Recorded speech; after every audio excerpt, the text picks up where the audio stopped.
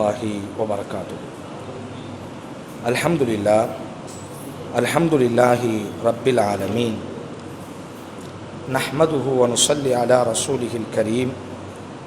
أما بعد، فقد قال الله تعالى: ويوم يعض الظالم على يديه يقول يا ليتني اتخذت مع الرسول سبيلا يا ويلتى ليتني لم أتخذ فلانا خليلا لقد أضلني عن الذكر بعد إذ جاءني وكان الشيطان للإنسان خذولا. பாசத்திற்குரிய சகோதரர்களே, பெரியோர்களே, தாய்மார்களே, சகோதரிகளே, இரவு தொழுகையை நிறைவு செய்ததற்கு பிறகு நெகிழ்வூட்டக்கூடிய வசனங்களும் அதனுடைய பின்னணியையும் நாம் பார்த்து வருகிறோம். தலைப்பிற்குள்ளாக செல்வதற்கு முன்பாக, ரமதானினுடைய மாதம் என்பது நமது அமல்களை சீர்படுத்தக்கூடிய ஒரு மாதம். அதிலும் மிக மிக முக்கியமாக ஃபர்தான தொழுகைகளில் நாம் அதிகம் கவனம் செலுத்த வேண்டும். அல்லாஹ் ரப்புல் ஆலமீன் நாம் எல்லாம் இப்பொழுது இரவு தொழுதோம். இந்த இரவு தொழுகையினுடைய ஜமாத்தை விட மிக ஏற்றமான ஒரு தொழுகை லுஹரினுடைய ஜமாத்தினுடைய தொழுகை, அஸ்ரினுடைய ஜமாத்தினுடைய தொழுகை. ஃபர்தான தொழுகைகளில், இரவு தொழுகைகளில் நாம் ஆர்வம் காட்டுகிறோம். அல்ஹம்துலில்லாஹ், வரவேற்க வேண்டிய ஒரு விவகாரம். அல்லாஹ் ரப்புல் ஆலமீன் இன்னும் நம்முடைய உள்ளங்களில் இது போன்ற அமல்களில் ஆர்வத்தை அல்லாஹ் ஏற்படுத்த வேண்டும். என்றாலும் ஃபர்தான தொழுகைகளினுடைய ஜமாத்தை நாம் தவற விடுவோம் என்று சொன்னால் அது மிகப்பெரிய ஒரு பாவம். தொழுகையை விடுவது எப்படி ஒரு பாவமோ அதுபோன்று ஜமாத்தினுடைய தொழுகையை விடுவதும் ஒரு பாவமாகவே கருதப்படும். நபிகள் நாயகம் ஸல்லல்லாஹு அலைஹி வஸல்லம் அவர்கள் கூறினார்கள் அல்லவா, அல்லாஹுவின் தூதர் முஸல்லாவிலே நிற்கிறார்கள், திரும்பி பார்க்கிறார்கள் தொழுகைக்காக. சில நபர்களினுடைய முகத்தை காணவில்லை. அல்லாஹுவின் தூதர் சொல்கிறாங்க, பிலாலை இக்காமத்து சொல்லி என்னுடைய இடத்திலே வேறு ஒருவரை நிப்பாட்டிவிட்டு யாரெல்லாம் தொழுகைக்கு வராமல் வீட்டிலே தொழுகிறார்களோ அவர்களினுடைய வீட்டை எரிக்க வேண்டும் என்பதாக கூட என்னுடைய உள்ளம் தோன்றுகிறது என்று அல்லாஹுவின் தூதர் கடினமாக பேசினார்கள். காதலாளர் அன்பான உறவுகளே, இது ஒரு பயிற்சியினுடைய மாதம். ஏனைய மாதத்திலெல்லாம் ஃபஜ்ர் தொழுகைகள் சாதாரணமாக தவறி போகும்.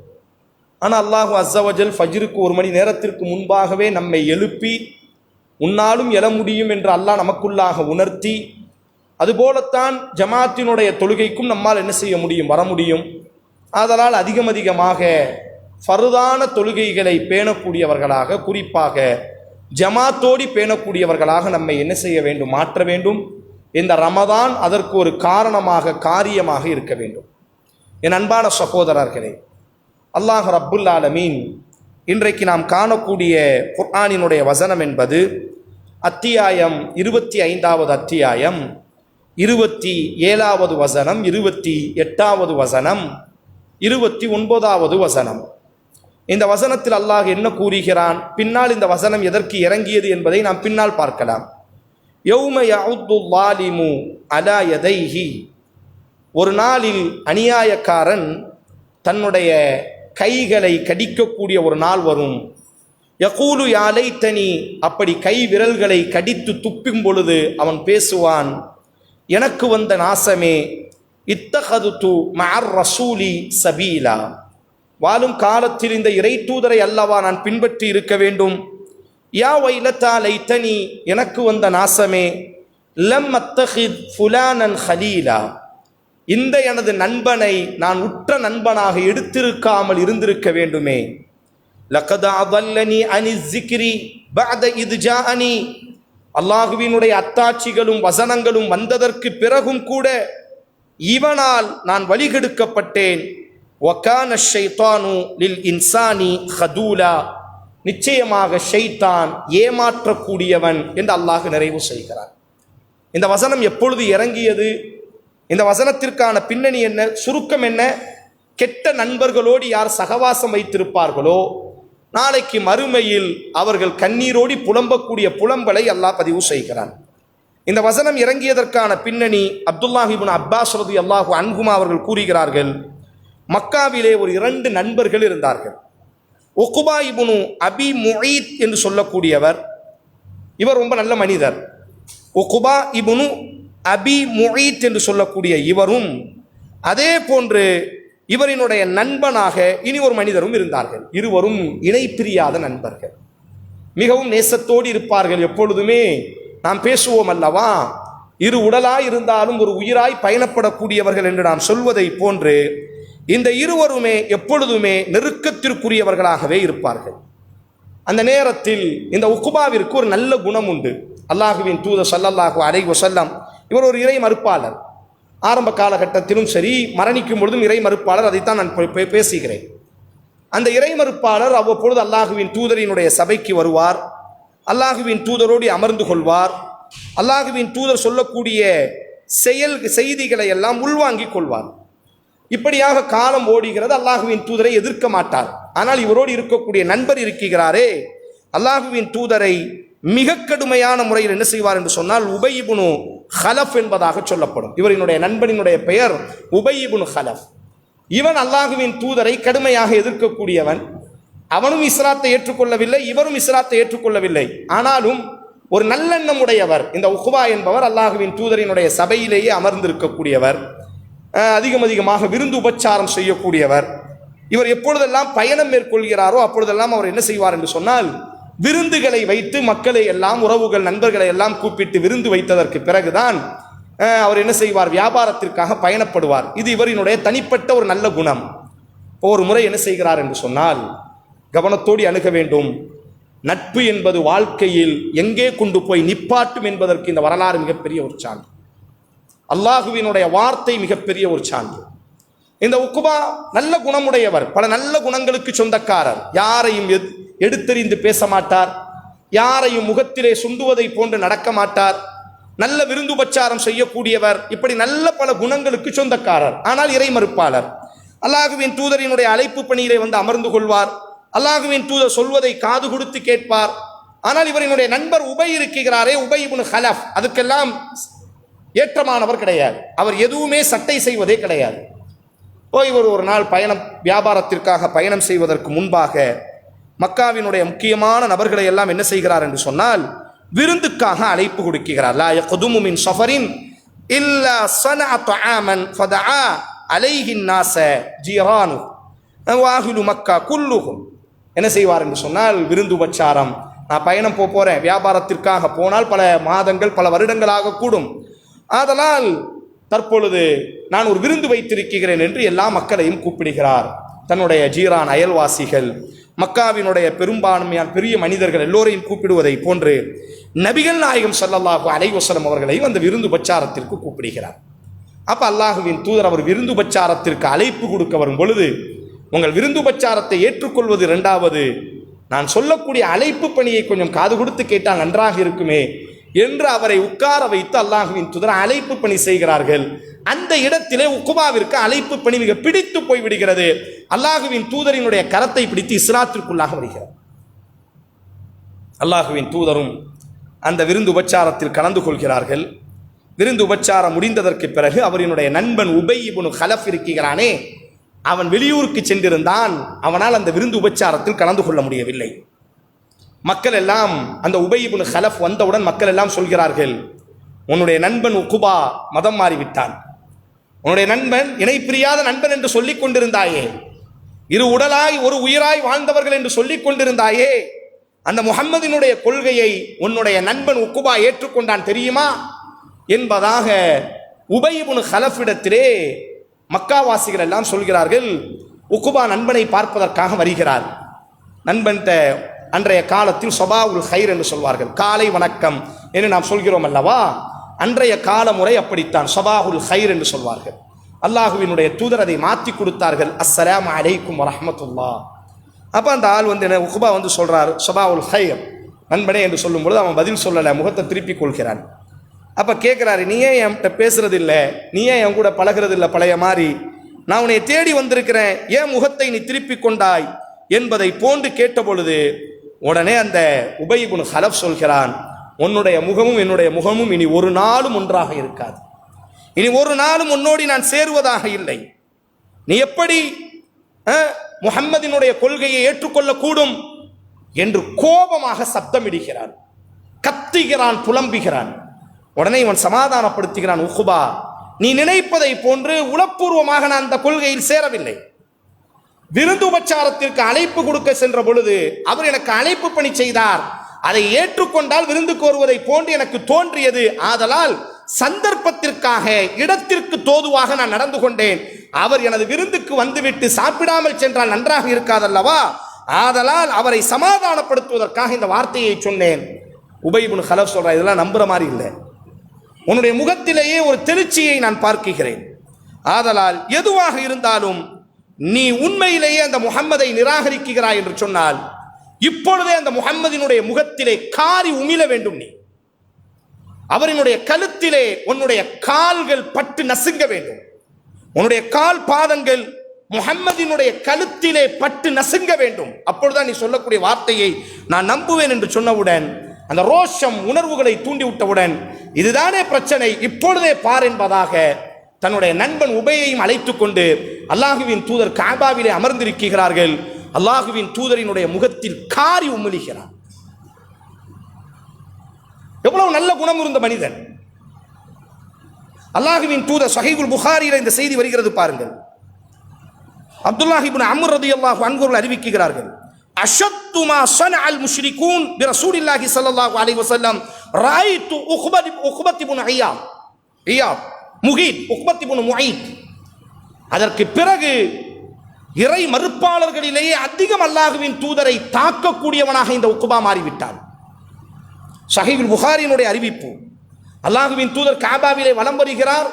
அல்லாஹுவின் தூதரினுடைய கழுத்தை பிடித்து அப்படி துண்டை வைத்து நெருக்குகிறார். அபூபக்கர் சித்தீக் ரலியல்லாஹு அன்ஹு கண்ணீரோடி ஓடி வருகிறார்கள். அத்தக்துலூன ரஜுலன் யகூல ரப்பி அல்லாஹ், குர்ஆனினுடைய வார்த்தை. ஒரே இறைவனை வணங்க வேண்டும் என்று சொன்னதற்காக அந்த மனிதனை கொலை செய்ய போகிறாயா என்று அபூபக்கர் ரலியல்லாஹு தடுக்கக்கூடிய வரை உங்கள் எல்லோருக்கும் தெரியும், சிறு பிராயத்திலேயே அல்லாஹுவின் தூதரினுடைய ஒரு தியாகத்தை நம்ம எல்லோருக்கும் தாய்ப்பாலை போன்று ஊட்டி இருப்பார்கள். அந்த செயலை செய்த அயோக்கியன் யார் என்பதை பாருங்கள்.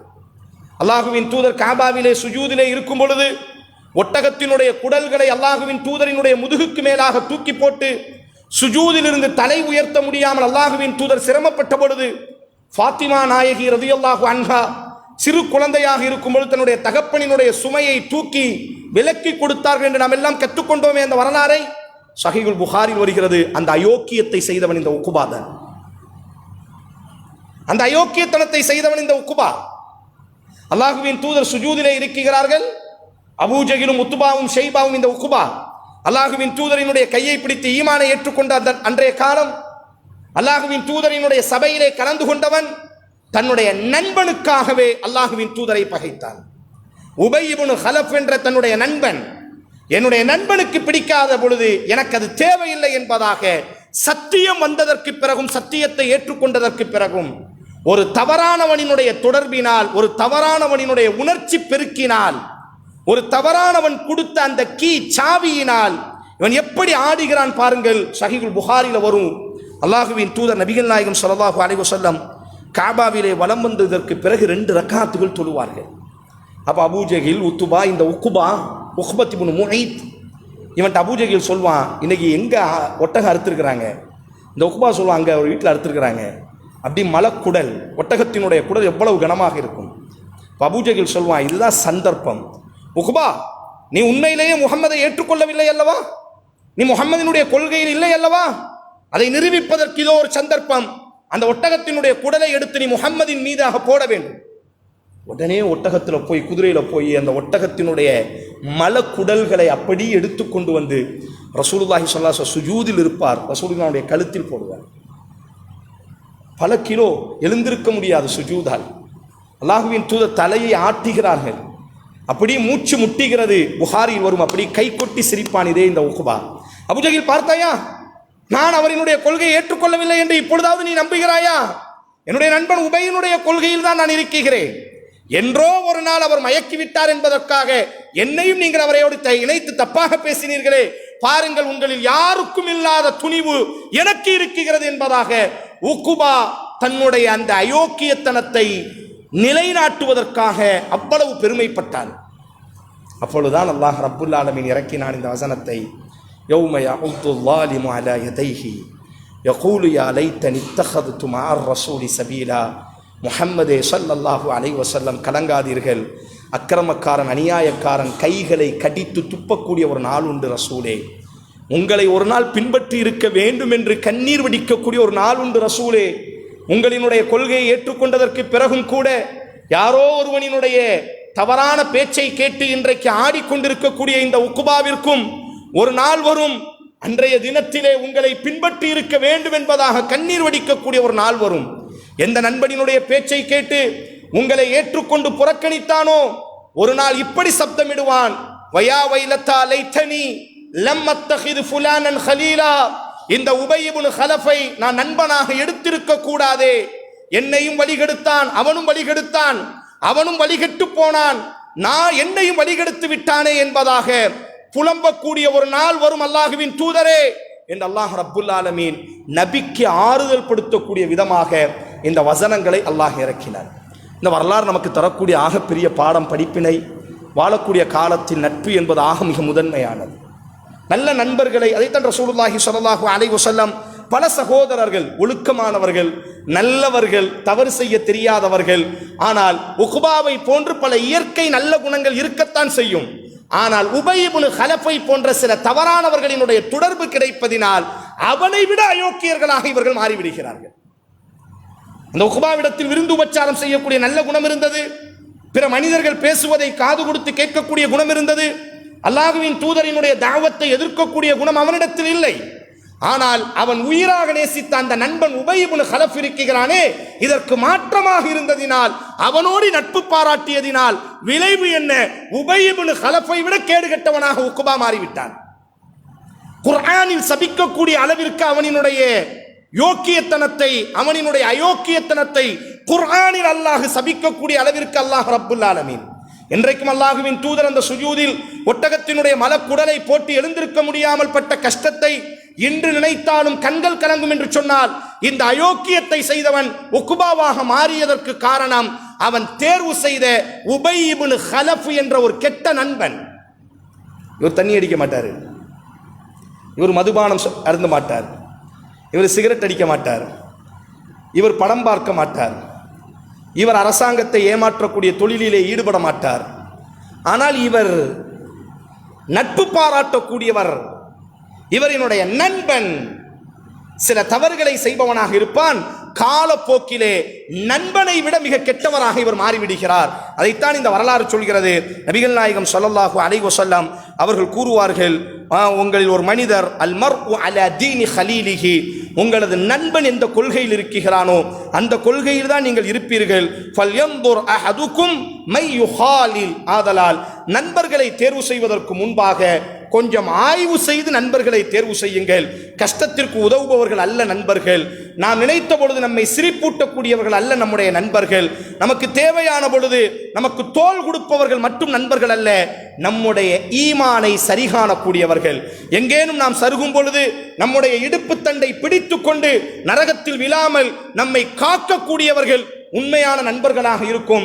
ரசூலுல்லாஹி ஸல்லல்லாஹு அலைஹி வஸல்லம் அவர்களுக்கு இறக்கப்பட்ட திருமறை குர்ஆனில் அல்லாஹ் சொல்வான், நாளைக்கு மறுமையில் எந்த நண்பனும் எந்த நண்பனையும் ஏறெடுத்து பார்க்க மாட்டான், இல்லல் முத்தகூன், இறையச்சமுடைய நண்பர்கள் மட்டும் நாளைக்கு தங்களினுடைய நண்பர்களை தேடிக்கொண்டிருப்பார்கள் என்பதாக குர்ஆனில் அல்லாஹ் பேசக்கூடிய இந்த வார்த்தை, ஹசன் பஸரி என்ற ஒரு பெரிய மார்க்க அறிஞர் இந்த வசனத்திற்கு விளக்கம் கொடுப்பார்கள்.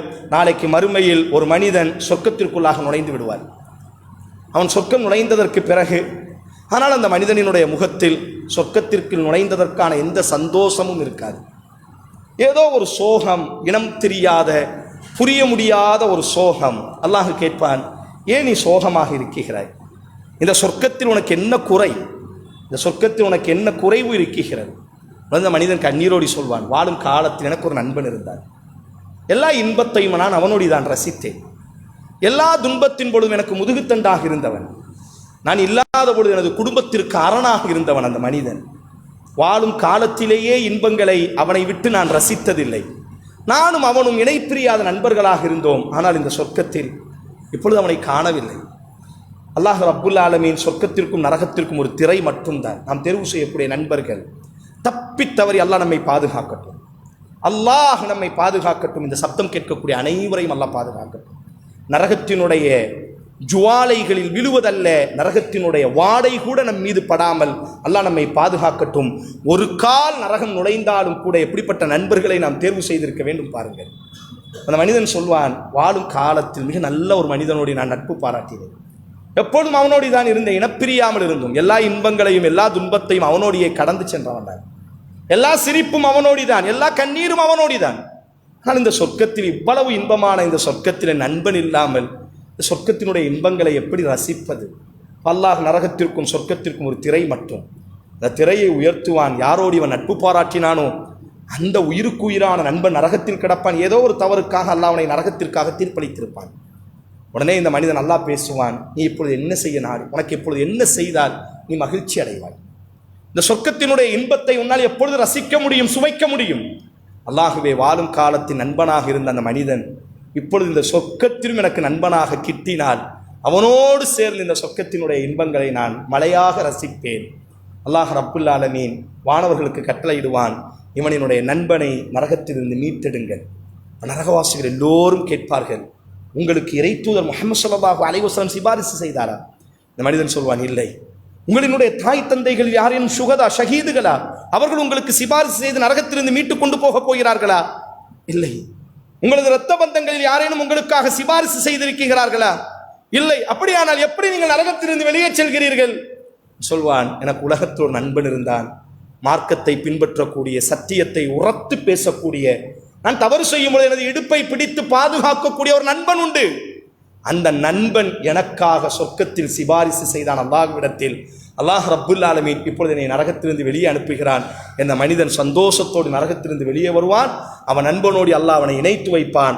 அந்த இருவரும் சேர்ந்து சொர்க்கத்து இன்பங்களை மகிழ்ச்சியாக சுத்தி பார்ப்பார்கள் என்று அல்லாஹ் பதிவு செய்கிறான் என்று சொன்னார். குர்ஆனினுடைய வார்த்தை, அல் அஹில்லாஹு யௌமஇதின் பஅதுஹும் இல்லா பாத். நாளைக்கு மறுமையில் எல்லா நண்பர்களும் பிரிந்து விடுவார்கள். ஆனால் இரையச்சமுடைய அந்த நண்பர்கள் மட்டும் நாளைக்கு மறுமையில் பிரிய மாட்டார்கள் என்பதாக அல்லாஹ் பதிவு செய்கிறானே. ஆனால் என் அன்பான உறவுகளே, வாலிபர்களே, சகோதரிகளே, நீங்கள் பழகக்கூடியவர்கள் சரியானவர்களாக இருக்க வேண்டும். நீங்கள் யாரோடி பழகுகிறீர்கள் என்பதை கொஞ்சம் ஆய்வுக்கு உட்படுத்துங்கள். அவர்கள் ஹராமிலோயோ அல்லது தவறான தொடர்பில் இருக்குமேயானால் நிச்சயம் அதனுடைய பாதிப்பு ஏதோ ஒரு விதத்தில் நம்மையும் தாக்கும் என்பதை உணர்ந்து கொண்டவர்களாக நாம் சரியானவர்களாக இருக்க வேண்டும். உக்குபா நல்லவனாக இருந்தும் அவன் தேர்வு செய்த உபை கெட்டவனாக இருந்ததினால் விளைவு அவனை விட கெட்டவனாக உக்குபா மாறிவிட்டான் என்று குர்ஆன் பதிவு செய்யும் என்று சொன்னால், நாம் தேர்வு செய்யக்கூடியவர்களில் மிகச்சரியானவர்களை தேர்வு செய்ய வேண்டும். வெறுமனையாக சிரிப்பதற்கும் நம்முடைய பொருளாதாரத்தை தந்து உதவுவதற்கு மட்டும் அல்ல. உண்மையான நண்பர்கள், உண்மையான நண்பன் என்பவன் சத்தியத்தில் இருக்க வேண்டும், நம்மை திருத்த வேண்டும். நாம் தவறு செய்யும் பொழுது நமது இடுப்பை பிடித்து நம்மை சுட்டிக்காட்டக்கூடிய, நரகத்தில் இருந்து என்னை மீட்டெடுக்கக்கூடியவனைத்தான் நான் இந்த உலகத்தின் நண்பனாக தேர்வு செய்ய வேண்டும் என்பதற்கு இந்த ஒரு செய்தி ஒரு பெரிய ஆதாரமாக இருக்கிறது. நாம் எவ்வளவு நல்லவர்களாக இருந்தும் நாம் தேர்வு செய்பவர்கள் உபையை போன்று கெட்டவர்களாக இருந்தால் வரலாற்றில் மிகப்பெரிய இழிவு நமக்கு இருக்கிறது என்பதற்கு இந்த வரலாற்று பின்னணி ஒரு பெரும் சான்றாக இருக்கிறது. இன்ஷா அல்லாஹ் நாளைய தினம் இதுபோன்று நெகிழ்வூட்டக்கூடிய மற்றும் ஒரு குர்ஆனிய வசனமும் அது தரக்கூடிய வரலாற்று பின்னணியையும் நாம் நாளைய தினம் பார்க்கலாம். வாஹிர் தாவானா அல்ஹம்துலில்லாஹி ரப்பில் ஆலமீன். அஸ்ஸலாமு அலைக்கும் வரஹ்மத்துல்லாஹி வபரகாத்துஹு.